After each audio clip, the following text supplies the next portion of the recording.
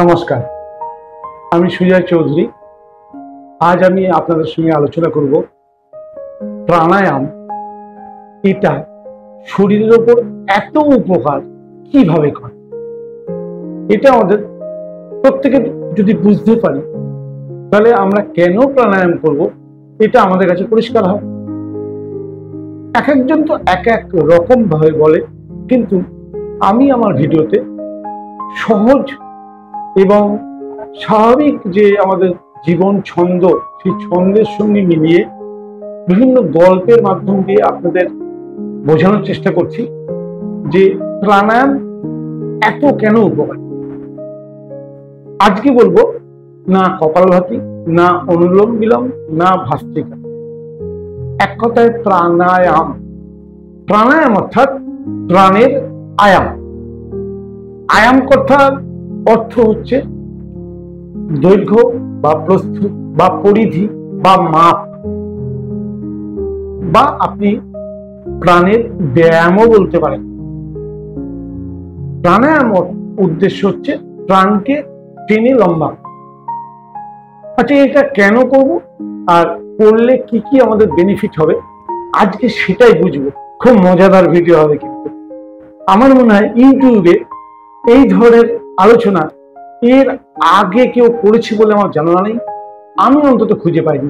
অতএব আজকের ভিডিওতে আমি একথাও বলবো যে আপনি আপনার শরীরকে নিজে নিজে কিভাবে চেক করবেন, যে আপনি বুঝতে পারবেন আপনার হার্ট ঠিক আছে কিনা, আপনার লাং ঠিক আছে কিনা, আপনার শরীরের ভেতরের সিস্টেম সব ঠিকঠাক কাজ করছে কিনা, আপনি নিজে নিজেই সেটা যাচাই করতে পারবেন। তাহলে এত গুরুত্বপূর্ণ একটা ভিডিও দেখতে গেলে একটু সময় নষ্ট করে ভিডিওটার সঙ্গে শেষ পর্যন্ত থাকতে হবে, একটু স্কিপ না করে। যদি স্কিপ করে যান তাহলে কি হবে, অনেক জায়গাগুলো বুঝতে পারবেন। আবার সেই এক কথা বলতে হয়, আগে আমি একটা ভিডিওতে এই কথাটি বলেছিলাম যে আমাদের জীবনের শুরু কিন্তু প্রাণ দিয়ে। কিভাবে?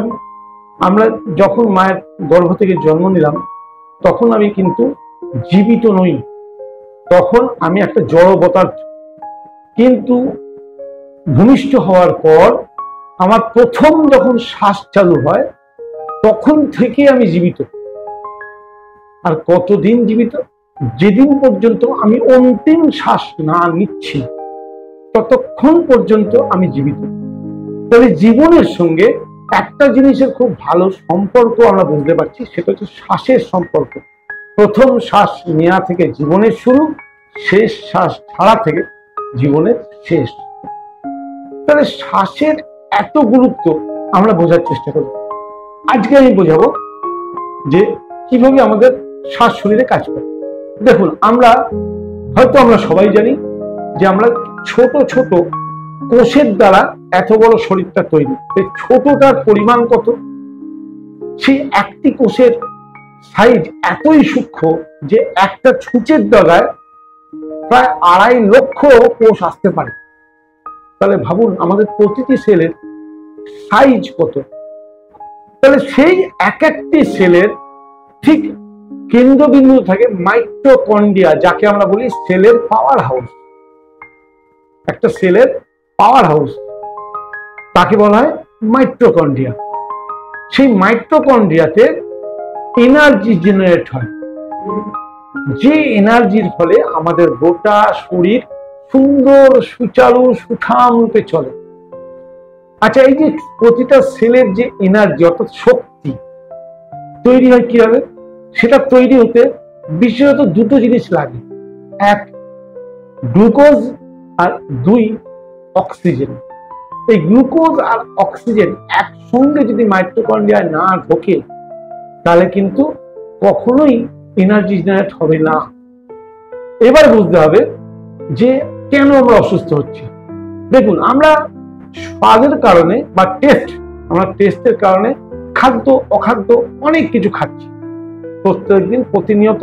খাবারের কথা আমাদের বলতে হয় না, আমাদের একটু দুর্বলতা লাগলে আমরা আগে খাবার খাই, একটু শরীর খারাপ লাগলে আমরা আগে খাবার খাই। কিন্তু আমরা বুঝি না যে আমাদের প্রতিটা সেলে সুস্থতা নির্ভর করছে শুধু কি খাবারের উপর। খাবার থেকে আমরা কি পাচ্ছি? বেসিক্যালি সবচেয়ে বেশি পাই গ্লুকোজ। হ্যাঁ, এটাই সেলের মেন খাবার। অন্যান্য ভিটামিন মিনারেলস আছে, সেটা অন্য জায়গায় অন্যভাবে কাজে লাগে, আমি সে ব্যাপারে আজকে আলোচনা করব না। তাহলে আমরা যে খাবারটা খেলাম সেই খাবার থেকে সবচেয়ে যে বেশি পরিমাণে সংগৃহীত হয় সেটা হচ্ছে গ্লুকোজ। সেই গ্লুকোজ গুলো কোথায় যাবে? রক্তের মাধ্যমে ক্যারি হয়ে প্রতিটা ওই সূক্ষ্ম সূক্ষ্ম সেলে পৌঁছাবে। সেল ওই গ্লুকোজটাকে তখনই বার্ন করে এনার্জি প্রোডাকশন করতে পারবে যখন ওর সঙ্গে পরিমিত পরিমাণ বা পর্যাপ্ত পরিমাণ অক্সিজেন যাবে। আচ্ছা, এই অক্সিজেনটা আমাদের শরীরে আসবে কোথা থেকে? আমাদের শরীরে অক্সিজেনের প্রাচুর্য দরকার, এটা আসবে শ্বাস থেকে, অর্থাৎ প্রাণায়াম থেকে। এবার আসছি আমি শ্বাসের ক্ষমতার উপরে। এতক্ষণ গ্লুকোজটা বললাম, এবার শ্বাস। আমরা কি করি? নাক দিয়ে শ্বাস নিই, শ্বাসটা লাঙে যায়, লাঙে আঙুরের গোচ্ছার মতো অ্যালভোলাই আছে, যার মধ্যে শ্বাস ঢুকে হাওয়া, অক্সিজেন নয়। কিন্তু আমরা কিন্তু শ্বাসের সঙ্গে অক্সিজেন নিই না, আমরা হাওয়া নিই। হাওয়া থেকে অক্সিজেন সংগ্রহ করে আমাদের লাং। কতটা অক্সিজেন? টোটাল যে হাওয়াটা নিলাম সেই হাওয়ার মধ্যে পরিসংখ্যান বলছে 20% অক্সিজেন থাকার কথা, কিন্তু আজকের সমাজে সেই 20% অক্সিজেন নেই। তাহলে আমি যে শ্বাসটি নিলাম তার 20% অক্সিজেন শরীরে থাকার কথা। এবার আমার লাঙের ক্যাপাসিটি অনুযায়ী সেখান থেকে অক্সিজেন অবশোষিত হলো। আমাদের একবার শ্বাস নিলে আমরা প্রায় 4 থেকে 5 লিটার পর্যন্ত হাওয়া সংগ্রহ করতে পারি, কিন্তু আমরা নর্মাল শ্বাসে কি করি? 1.5 থেকে 2 লিটার হাওয়া সংগ্রহ করি। তাহলে হাওয়াতে তো রয়েছেই 20% অক্সিজেন, যদি পুরো থাকে। এখন নেই, আমি ধরে নিচ্ছি 20% অক্সিজেন। তাহলে কি হচ্ছে? প্রতিনিয়ত আমাদের শরীরে অক্সিজেন লেভেল কম থাকছে। অক্সিজেন লেভেল কম থাকার ফলে কি হচ্ছে? আমাদের গ্লুকোজ তো সাফিসিয়েন্ট আছে, আমরা খেতে তো কেউ ভুলি না, কারণ আমরা মনে ভাবি না সুস্থভাবে বাঁচতে গেলে আগে দরকার অক্সিজেন। কারণ অক্সিজেন না হলে ওই যে আপনি গ্লুকোজটা সংগ্রহ করেছেন ওই গ্লুকোজটা বার্নই হবে না, অর্থাৎ সেলে পৌঁছালেও সেল খাবে না, যাকে আপনারা বলছেন ইনসুলিন রেজিস্ট্যান্স। সেল খাবে না, কারণ সেটাকে বার্ন করার ক্ষমতা নেই, আপনার শরীরে অক্সিজেন লেভেল ডাউন। ফলে আপনি সুগারের রোগী বলে মানে পর্যবেসিত হবেন। আপনি মেডিকেল টেস্টে দেখবেন আপনার ব্লাডে গ্লুকোজের লেভেল বেড়ে গেছে, চিকিৎসকের কাছে ছুটবেন, চিকিৎসক বলে গ্লুকোজের লেভেল বেড়ে গেছে। গ্লুকোজের লেভেল বাড়লে অনেক সমস্যা, তো আপনি গ্লুকোজ কমানোর জন্য ওষুধ খান, আপনি ওষুধ খেলেন, কিন্তু গ্লুকোজ ইনটেকও কমাচ্ছেন না আর অক্সিজেন লেভেল বাড়াচ্ছেন না। আচ্ছা, শুধু কি সুগার? পৃথিবীতে যত রোগ নাম শুনেছেন, ইনডাইজেশন থেকে শুরু করে ক্যান্সার পর্যন্ত, প্রতিটা রোগের মূল কারণ যদি খোঁজেন, মূল কারণ হচ্ছে যে অঞ্চলে আপনার সমস্যা হয়েছে সেই অঞ্চলে আপনার যে কোষ বা সেলের ইনঅ্যাক্টিভিটি, অর্থাৎ সে তার কাজ ঠিকমতো করছে না। একটা সেল কখন ঠিকমতো কাজ করে না? যখন সেই সেলটি তার পর্যাপ্ত পরিমাণ খাবার পায় না।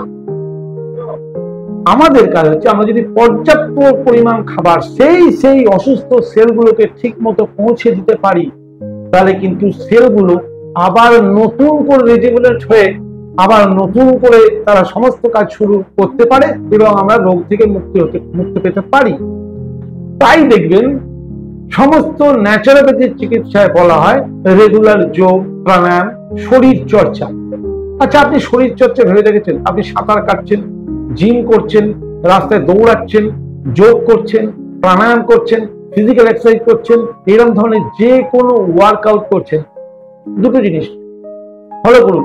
এক, আপনার ডিপ ব্রিদিং হবেই এবং আপনি হাঁপিয়ে যাবেন, অর্থাৎ আপনি বেশি অক্সিজেন ইনটেক করছেন, আপনার শরীরে অক্সিজেন লেভেল বাড়ছে।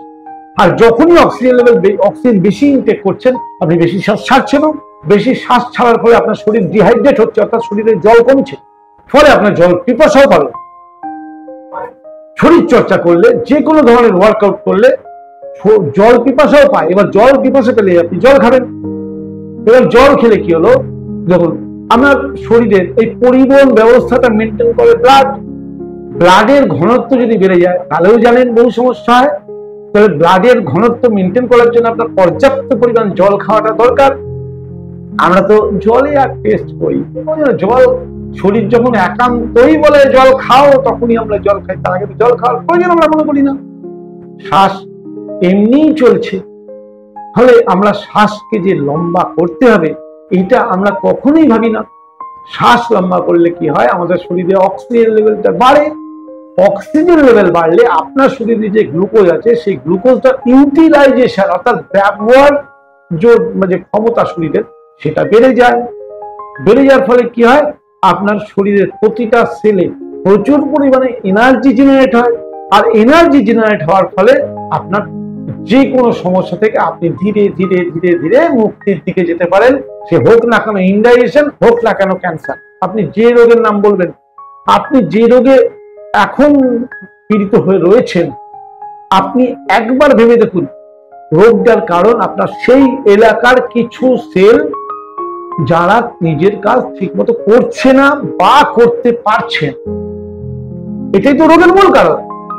আপনি চেষ্টা করছেন মেডিসিন দিয়ে সেই সমস্যা মেটাবেন, মিটছে কি? তাহলে মিটছে না যখন, তাই তো ঋষিরা বা আমাদের মতো যারা যোগ শিক্ষক তারা বারবার একটা কথা বলছে, প্রাণায়ামের বিকল্প নেই। হোক না সে কপালভাতি, হোক না কোন অনুলোম, হোক না ভাস্ত্রিকা, হোক না ভ্রামরি, হোক না উদ্ভিদ, যে কোনো প্রাণায়ামের বিকল্প নেই। কারণ প্রাণায়াম করলে আপনার শরীরে অক্সিজেন লেভেল বাড়বে। কারণ আপনাকে খাওয়ার কথা বলতে হবে না। আমরা সবাই জানি না খেলে বাঁচবো কি করে, কিন্তু খাওয়ার ফলে আমরা রোগে পড়ি। আমরা শাস্ত্রে শুনেছি মানুষ না খেয়ে মরে, না খেয়ে মরে। তাহলে আমরা প্রতি ঘরে ঘরে রোগ, এবং যারা যত বেশি রোগে ভুগছেন আপনারা নিজে বলুন আপনি খেতে কত ভালোবাসেন, কিন্তু যতটা আপনি খাবারকে ভালোবাসেন ততটা ব্যালেন্স যদি আপনি শরীরে অক্সিজেন লেভেলের কথা মাথায় রাখতেন এবং জল খাওয়ার দিকটা খেয়াল রাখতেন, তাহলে এই তিনটা জিনিসের ব্যালেন্স থাকলে আপনার শরীরে কোনো রোগ আসতে পারবে না। এবং যদি কোনো রোগ থাকে সে কিন্তু ধীরে ধীরে চলে যাবে। হ্যাঁ, ভাববেন না যে আজকে বললাম কাল থেকে হয়ে যাবে, অসম্ভব। আর প্রাণায়ামও আপনি একদিন করলেন, শরীরে আপনার একদিনই অক্সিজেন লেভেল বিশাল বেড়ে গেল, অসম্ভব। সবকিছুই অভ্যাসের ব্যাপার এবং রেগুলার লেগে থাকতে হবে। ঠিক যেমন আপনি রেগুলার খাবার খান, ওই খাবারের কথা তো আমাদের কাউকে মনে করে দিতে হয় না। সকাল হলেই খাবার, দুপুর হলেই খাবার, সন্ধ্যে হলেই খাবার, রাত হলেই খাবার, ঘুম থেকে উঠেই খাবার, ঘুমাতে যাওয়ার আগে খাবার। ঠিক সেরকম যদি আমরা প্রতিনিয়ত প্রতি মুহূর্তে কিচ্ছু নয়, আমরা সাধারণ মানুষ কি হয় 12 থেকে 15-16 বার মিনিটে শ্বাস নিই, মিনিটে 12 বার থেকে 15-16 বার শ্বাস নিই। আপনি সেটাকে 10 বার, 8 বার, 7 বার, 6 বার, 5 বার মিনিটে। যত স্লো এবং লম্বা নেবেন তত আপনার মিনিটে শ্বাসের সংখ্যা কমবে।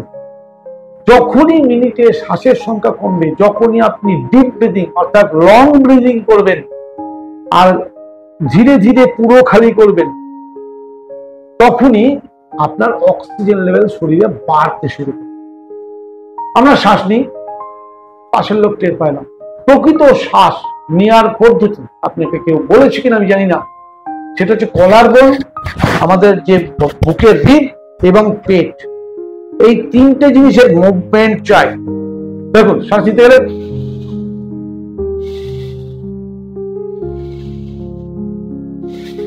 এই যে জিনিসটা, কলার বোন এরম স্ট্রেচ হবে, ডায়াফ্রাম নিচের দিকে নামবে এবং এই যে আমাদের চেস্টের যে রিব, সেই রিব এরম স্ট্রেচ হবে, তবে গিয়ে লাং ফুলবে কমবে, লাং ফুলবে কমবে। যত লাং ফুলবে কমবে তত লাংয়ের অক্সিজেন ক্যারিং ক্যাপাসিটি এবং অক্সিজেন অ্যাবজর্বেশন ক্যাপাসিটি বাড়বে।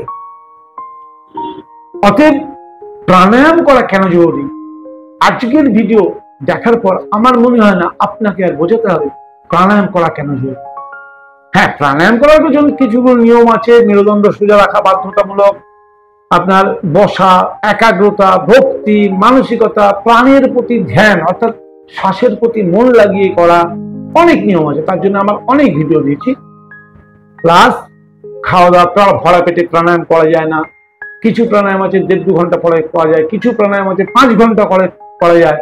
তো সেগুলো আপনাকে স্টাডি করে বা কোনো যোগ শিক্ষকের পরামর্শ নিয়ে এগুলো করতে হবে। কিন্তু সুস্থ থাকতে গেলে জল, হাওয়া আর খাবার, এই তিনটের মধ্যে সবচেয়ে জরুরি হচ্ছে প্রাণ, যেটার গুরুত্ব আমরা বোঝার চেষ্টাই করি। আমি একটু উদাহরণ দিয়ে বুঝিয়ে দিই। দেখুন, বিজ্ঞান বলছে মানুষ না খেয়ে 3 থেকে 6 সপ্তাহ পর্যন্ত বাঁচতে পারে। মানুষ জল না খেয়ে 3 থেকে 6 দিন পর্যন্ত বাঁচতে পারে। আর শ্বাস না নিয়ে 3 থেকে 6 মিনিট পর্যন্ত বাঁচতে পারে। তাহলে আমাদের সুস্থভাবে বেঁচে থাকার জন্য সবচেয়ে জরুরি শ্বাস, আর সবচেয়ে কম জরুরি খাবার। আমরা ফোকাস করি সবসময় খাবারের দিকে, সবচেয়ে বেশি খাই খাবার, আর সবচেয়ে কম নিই শ্বাস। এই জন্যে বারবার আজকের সমাজে বলতে হচ্ছে প্রাণায়াম করুন, প্রাণায়াম করুন। প্রাণ শক্তিকে যত বেশি লম্বা করবেন, আপনার ভেতর তত বেশি শক্তি আসবে, আপনার শরীরে উজ্জ্বল্য বাড়বে, শরীরের সমস্ত রোগ ভালো হবে। এবার আমি বলবো, আপনি কি করে বুঝবেন যে আপনার শরীরের ইন্টারনাল সিস্টেম, আপনার লাং, আপনার হার্ট ঠিক মতো কাজ করছে এবং আপনি ডেঞ্জার জোনে নেই? তার জন্য একটা সহজ পদ্ধতি আমরা সবাই নিজেরা করতে পারি। ভালো করে বুঝে নিন কি করতে হবে। নাক দিয়ে বুক ভরে শ্বাস নিলেন, মুখ দিয়ে শ্বাস ছাড়বেন হাতের মাঝখান দিয়ে। শ্বাস ছাড়ার পর বাইরে শ্বাস হোল্ড। এবার আপনি হাতে স্টপ ওয়াচ নিয়ে নিন, নিয়ে দেখুন কতক্ষণ আপনি শ্বাস বাইরে ছেড়ে অর্থাৎ বাহ্যকুম্ভ করে থাকতে পারছেন। 10 second, 15 second, 20 second, 30 second, 40 second, 50 second, এইভাবে আপনি কতক্ষণ থাকতে পারছেন। আমি কাউকে ছোট করার জন্য বলছি না, আমি প্রায় 1 মিনিট থাকতে পারি। এটা আমার অভ্যাস, একদিনে হয়নি, আস্তে আস্তে হয়েছে। আমি যখন প্রথম শুরু করেছিলাম তখন 10-15 সেকেন্ডে বেশি থাকতে আমার খুব কষ্ট হতো। এবার এই যে আপনি চেষ্টা করলেন, আপনি দেখলেন হয়তো 10 সেকেন্ড থাকতে পারছেন বা 20 সেকেন্ড থাকতে পারছেন। এই প্যারামিটারটা টেস্ট একটু বুঝে নিন। আপনি যদি শ্বাস ছেড়ে দেওয়ার পর বাহ্যকুম্ভ করে 10 সেকেন্ড থাকতেও আপনার কষ্ট হচ্ছে বা 10 সেকেন্ড থাকতে পারছেন না, তাহলে জানবেন যে আপনি খুব ডেঞ্জার জোনে রয়েছে, আপনার শরীরে অক্সিজেন লেভেল খুব কম এবং আপনি কিন্তু কোনো বড় রোগের শিকার হয়ে রয়েছেন বা হতে চলেছেন। যদি 10 থেকে 20 সেকেন্ডের মধ্যে আপনার ক্যাপাসিটি হয়, তাহলে আপনি মিডিয়াম জায়গায় রয়েছেন, বর্ডার লাইনে বলতে পারেন যে আপনি একদম সুস্থ তাও নয়, আবার অসুস্থ এটাও নয়। যদি 20 থেকে 30 সেকেন্ডের মধ্যে আপনার হোল্ডিং টাইম হয়, তাহলে মোটামুটি আপনাকে সুস্থ বলা যায়। 30 সেকেন্ড থেকে যদি 40 সেকেন্ডের মধ্যে আপনার হোল্ডিং ক্যাপাসিটি হয়, সেক্ষেত্রে কিন্তু বোঝা যাবে যে আপনি সম্পূর্ণ সুস্থ। আর 40 সেকেন্ডের উপরে যারা থাকতে পারে তারা তো সুপার পাওয়ার লাঙের তরফ থেকে, হার্টের তরফ থেকে। তার লাঙের রোগ, হার্টের রোগ হবে না, একদিনে হবে না। আপনি অভ্যাস করুন, রেগুলার প্রাণায়াম করুন। প্রাণায়াম করতে করতে করতে করতে আপনি এই জায়গায় পৌঁছাবেন। কিভাবে করবেন আবার দেখিয়ে দিচ্ছি। শ্বাস নেবেন নাক দিয়ে বুক ভরে,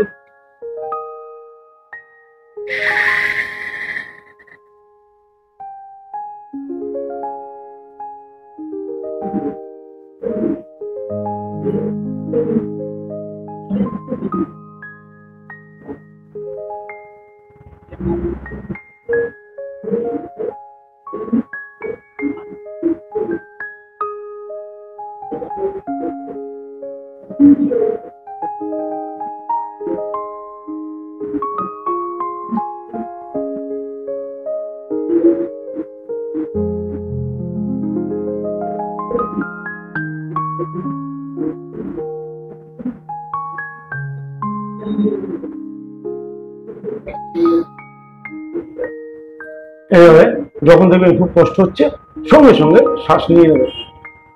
খুব গায়ের জল লাগাবেন না, আস্তে আস্তে করবেন। মাথায় রাখবেন যে রাতারাতি একদিনে কিন্তু আপনি বেশিক্ষণ পারবেন না। হ্যাঁ ঠিক আছে, মন খারাপ করা কিছু নেই, ভয় পাবেন না। আপনি আজকে হয়তো 10 সেকেন্ড করতে খুব কষ্ট হচ্ছে, কিন্তু এটাকে রোজ অভ্যাস করুন। রোজ প্রাণায়াম করুন আর অভ্যাস করুন, দেখবেন আগামী 15 দিনের মধ্যে আপনি 10 সেকেন্ড পেরিয়ে 20 সেকেন্ডের মধ্যে ঢুকে গেছেন, হয়তো 14 সেকেন্ড বা 15 সেকেন্ড বা 16 সেকেন্ড, জানবেন আপনি ডেঞ্জার জোন থেকে বেরিয়ে এলেন।